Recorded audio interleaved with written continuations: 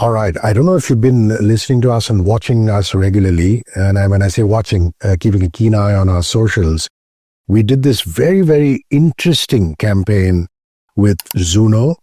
And I'm mighty pleased to say that for Radio 1, it was one of those cutting-edge collaborations with a general insurance company, which today is at the top of their game. And not only did we prove a point to lots of people, it's today become a case study in the industry of how you can actually use live experiential, radio, and digital to actually reach your consumers and customers. I'm very pleased to welcome Shanai Ghosh. She's MD and CEO at Zuno General Insurance. And we're going to chat about that and a whole lot more. I'm Hrishi K. Remember, you can hear us 94.3 on the FM band, Mumbai, Delhi, Bengaluru. And of course, if you're looking for us on socials, it's Radio 1 International on YouTube and 94.3 Radio 1 India on Instagram. Nice to meet you. How are you? I'm good, Hrishi. How are you doing? Very, very well. And I want to start with the campaign. I thought it was very quirky, effective to actually make a living zebra crossing. And I have to give kudos to your team because it was your marketing outfit that actually came up with the idea. We just did our best trying to execute it.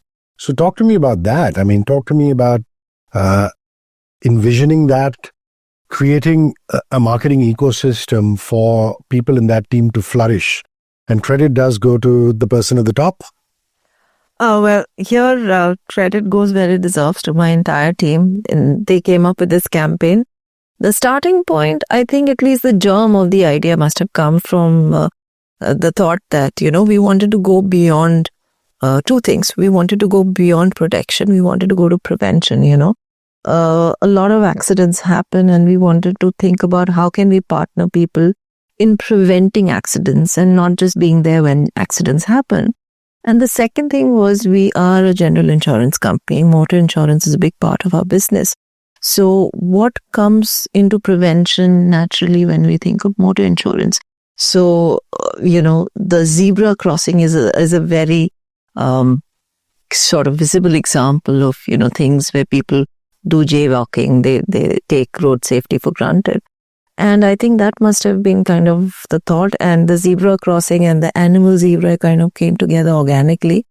And it's one of the most enduring animals, and it worked well with the campaign, and I'm so glad to hear you say such lovely things about it.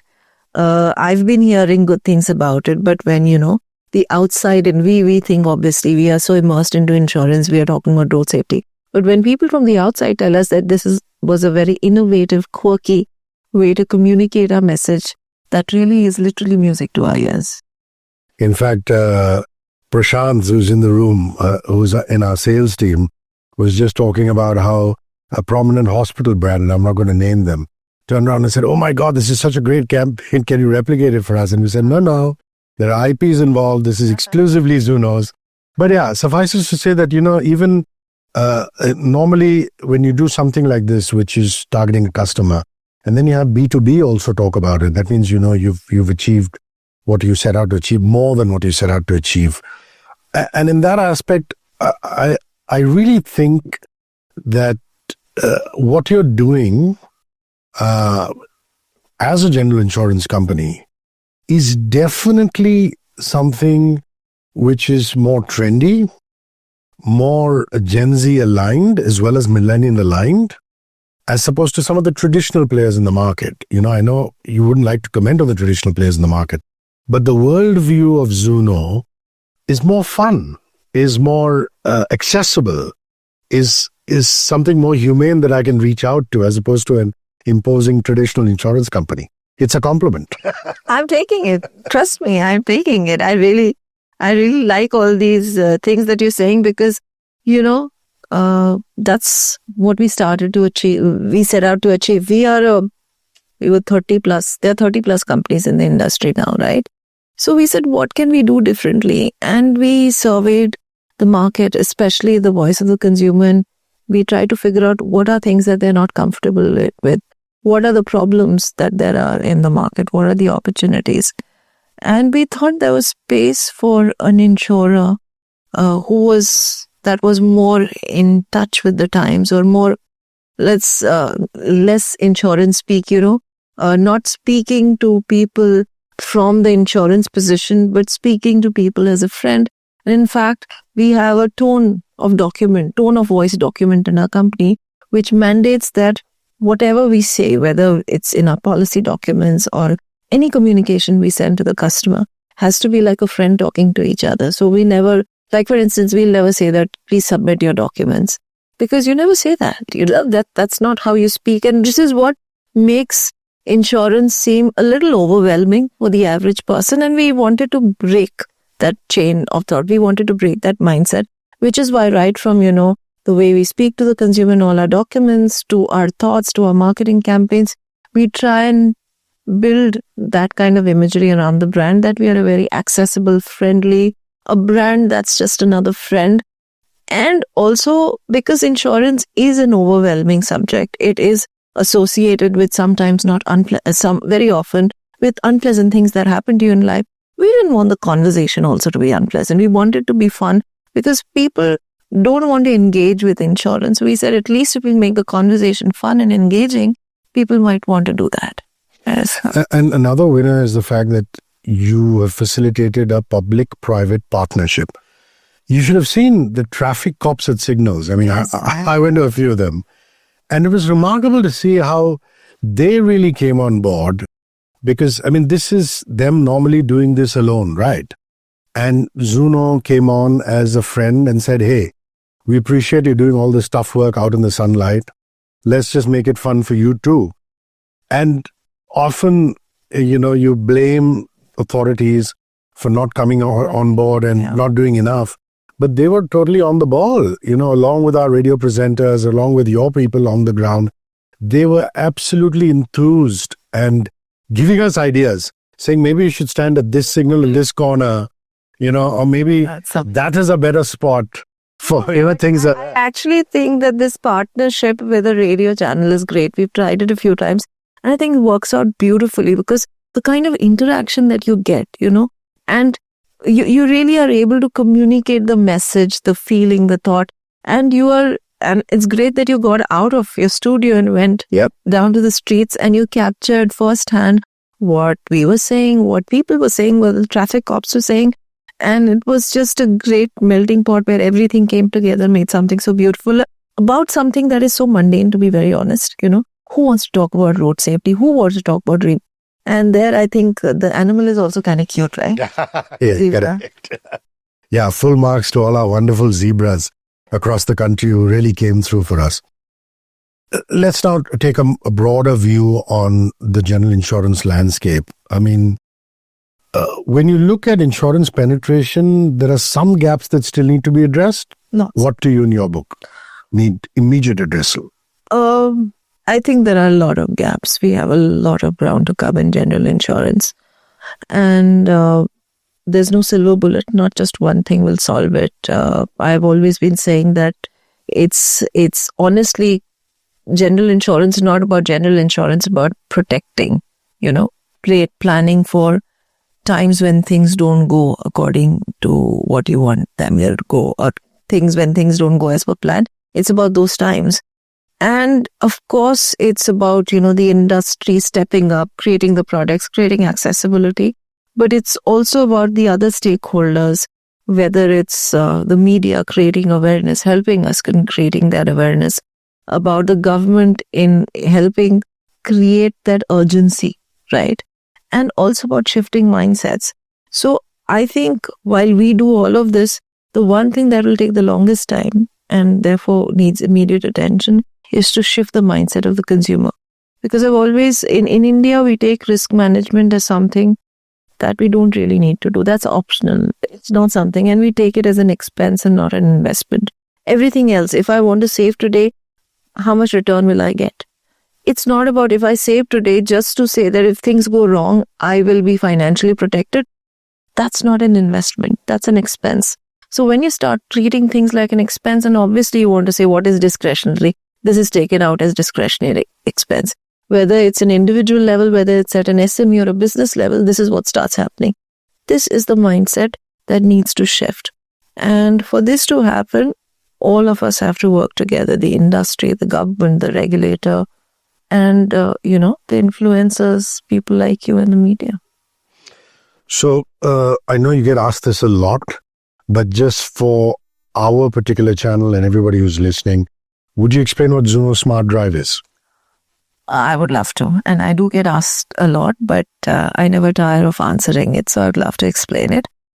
Motor insurance is just motor insurance, but one of the things that when we were doing research, we realized when we're speaking to people, almost always the accidents are caused by driving behavior and not by the car, because you were driving a particular brand or make of car.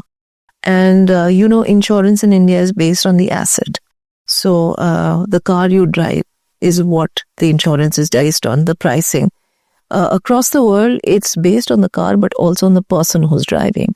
So your driving record, your driving behavior, all of that matters, which it doesn't as of now in India. So we wanted to change that. We said that the biggest contributor to accidents is not being factored in while we are pricing a product. And we wanted to change that.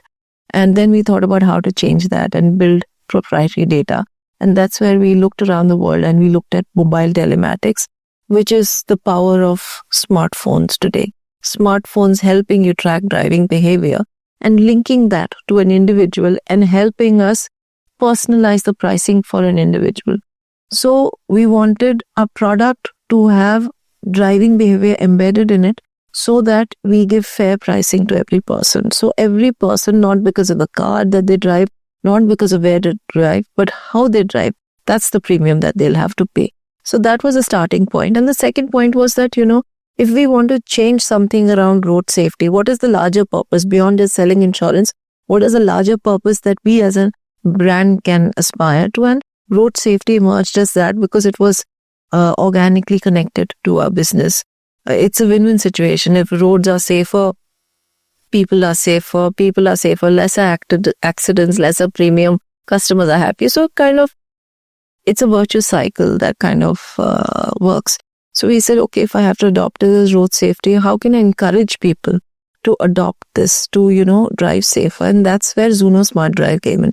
It was the convergence of technology, was the convergence of behavioral economics, and was the convergence of insurance. So all of that came together.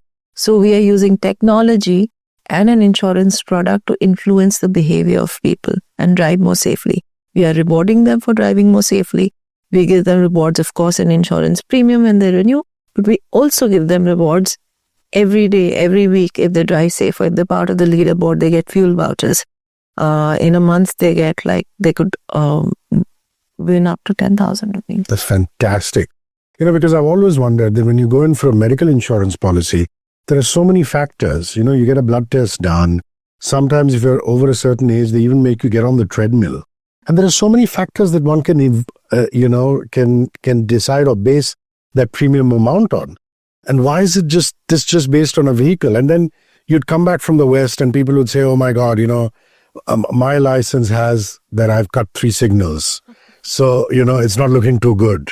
And things like that. And I said, now in India, we have the data. Yes, absolutely. Because, you can go onto the traffic site and how many times you've cut a signal.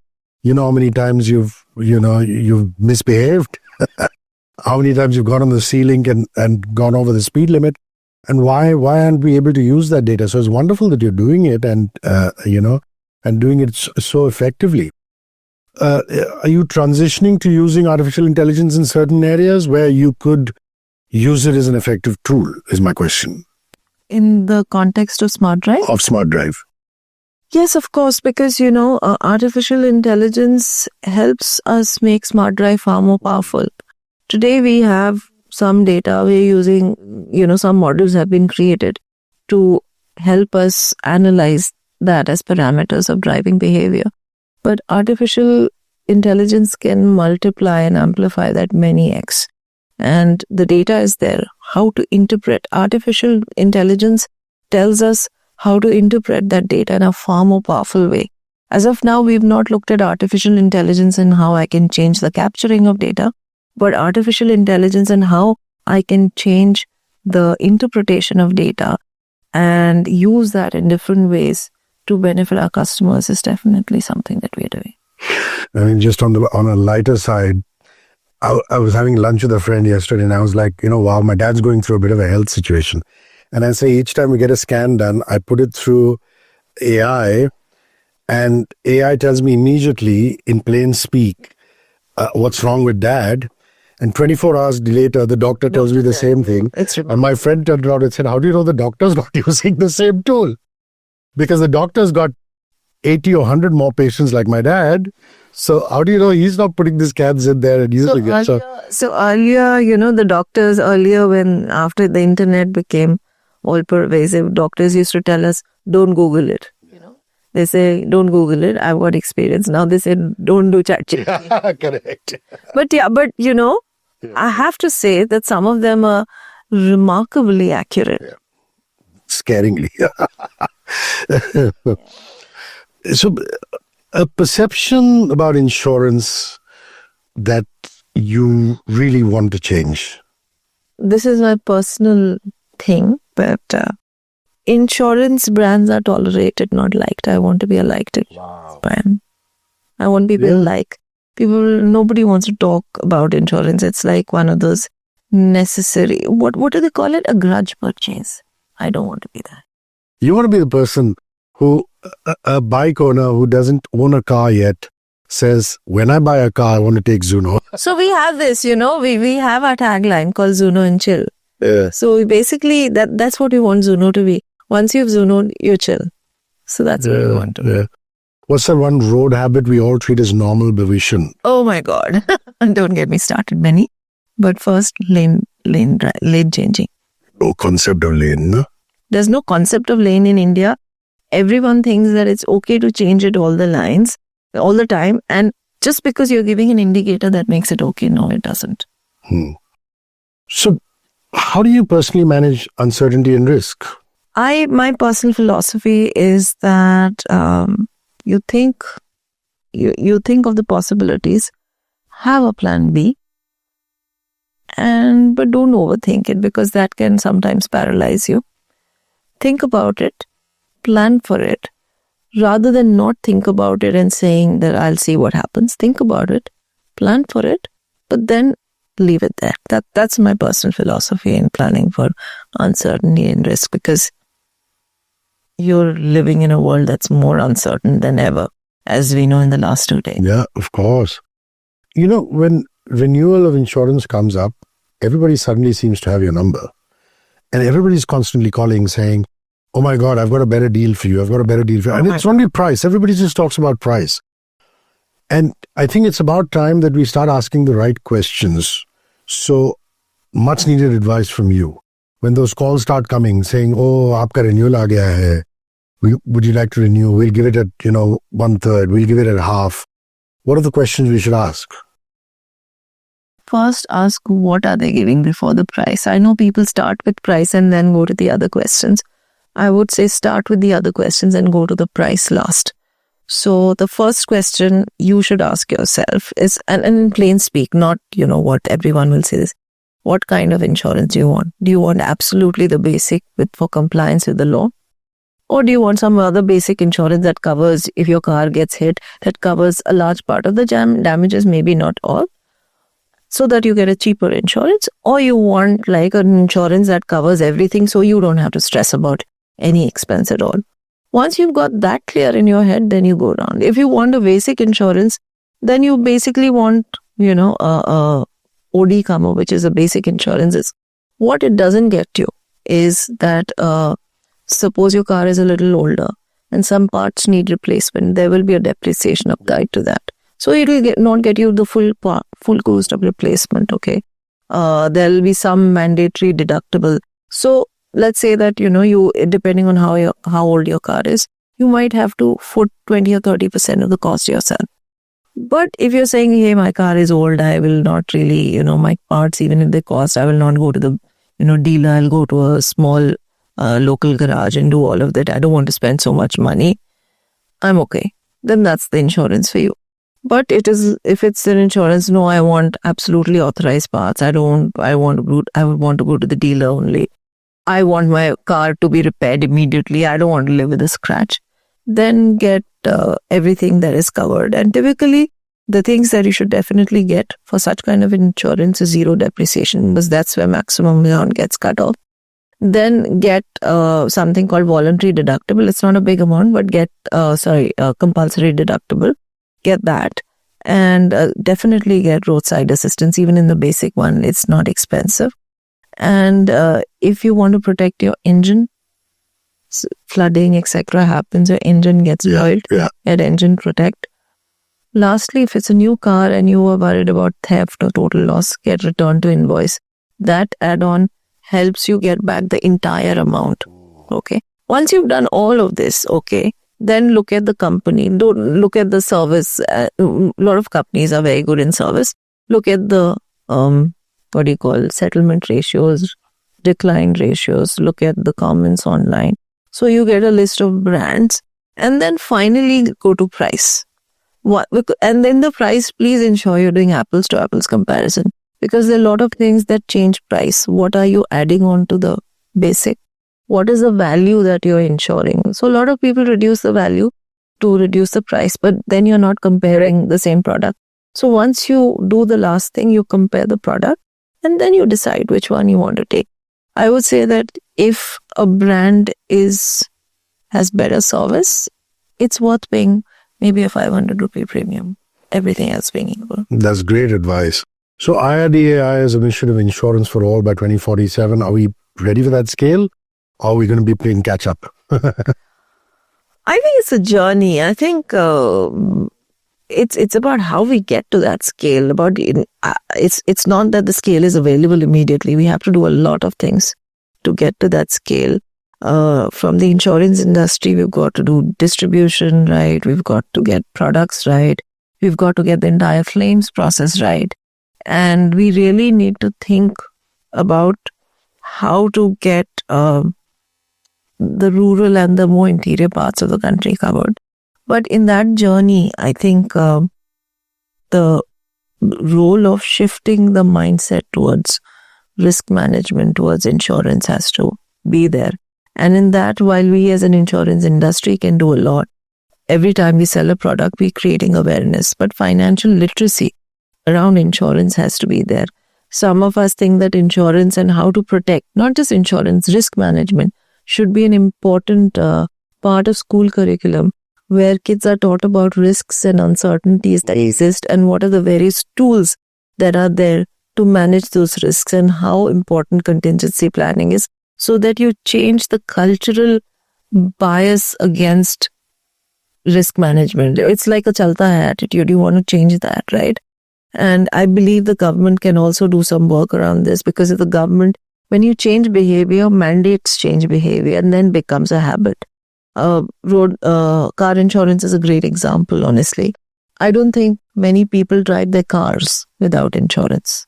You go around asking in your office, anyone who has a car, they will have insurance. In that insurance, there are two parts, own damage and third-party liability. Third-party liability is the one that is mandatory. Own damage is not. And everyone knows that. But they'd rather buy own damage than third-party, which they cannot. They have to buy third-party.